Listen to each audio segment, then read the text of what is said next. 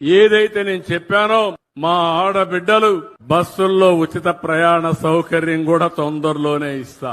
దీనికి కూడా ఆలోచిస్తున్నాను.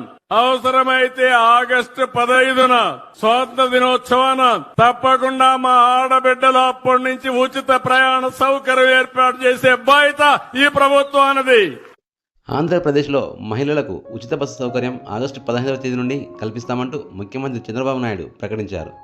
ఈ వార్త మహిళలతో పాటు ప్రజా రవాణా సంస్థ అంటే ఆర్టీసీకి కూడా శుభవార్తగా చెప్పుకోవచ్చు. ఎందుకంటే ఆర్టీసీ సంస్థ చాలా ఏళ్లుగా పాత బస్సులతో కాలం వెల్లదీస్తూ నష్టాలతో మనుగడ సాగిస్తోంది.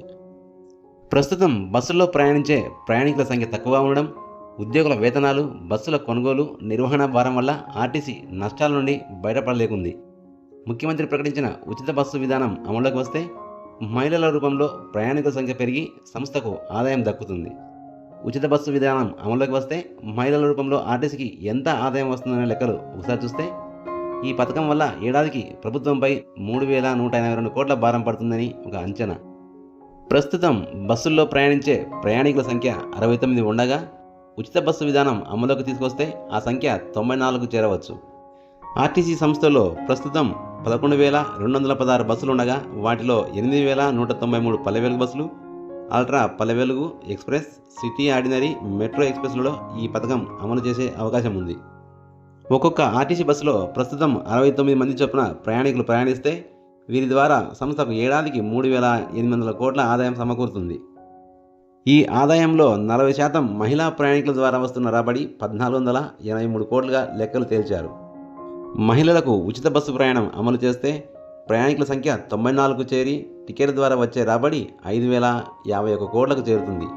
మహిళా ప్రయాణికుల సంఖ్య 63% పెరుగుతుంది. వారి టికెట్లకు చెందిన సొమ్ము ఏటా 3,182 కోట్లుగా నమోదవుతుంది. ఇదంతా ప్రభుత్వం భరించాల్సి ఉంటుంది. ఇక ఆర్టీసీ బస్సులో ప్రయాణించే ప్రయాణికుల సంఖ్య విషయానికి వస్తే ప్రతిరోజు 43,59,000 మంది ప్రయాణం చేస్తున్నారు. అందులో Palle Velugu, ultra Palle Velugu, express, city ordinary, metro ఎక్స్ప్రెస్లలో ప్రతిరోజు ప్రయాణించేవారు 23,60,000 మంది. వీరిలో మహిళా ప్రయాణికుల సంఖ్య 9,46,000. దూర ప్రాంత సర్వీసులో ప్రయాణికులు 3,33,000 మంది ప్రయాణిస్తున్నారు.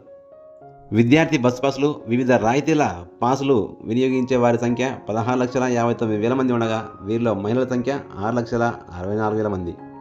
అంటే ఉచిత ప్రయాణం అమలు చేయనున్న బస్సులోని మహిళా ప్రయాణికులు 9,46,000 మంది. వీరితో పాటు మహిళా పాస్ హోల్డర్లు 6,64,000 మంది కాగా వీరితో కలిపి నిత్యం 16,10,000 మంది ప్రయాణం చేస్తున్నారు. ఉచిత ప్రయాణం పథకం అమలు చేస్తే వీరి సంఖ్య నిత్యం 26,95,000కు చేరుతుంది. అంటే రోజుకి 10,85,000 మంది మహిళలు బస్సులో ప్రయాణించనున్నారు. ఉచిత బస్సు ప్రయాణంలో భాగంగా మహిళలకు జీరో టికెటింగ్ విధానం అమలు చేయనున్నారు. బస్సులో ప్రయాణించే మహిళా ప్రయాణికులకు జీరో టికెట్ జారీ చేస్తారు. మహిళలకు ఇచ్చే టికెట్లో 0 ఉంటుంది, కానీ ఈ పాస్ యంత్రంలో మాత్రం టికెట్ ధర నమోదవుతుంది. ఇలా మహిళా ప్రయాణికులకు జారీ చేసిన టికెట్ల విలువను ఆర్టీసీ లెక్కించి ప్రతి నెల ప్రభుత్వానికి అందజేస్తుంది. ఆ మొత్తాన్ని ప్రభుత్వం రీఎంబర్స్మెంట్ రూపంలో ఆర్టీసీ చెల్లిస్తుంది. ఏదైతేనేం ఆంధ్రప్రదేశ్లో ఆగస్టు 15వ తేదీ నుండి మహిళలకు ఉచిత బస్సు ప్రయాణం అమల్లోకి రానుంది.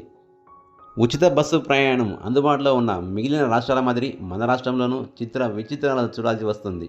Please like, share, subscribe Kushala media.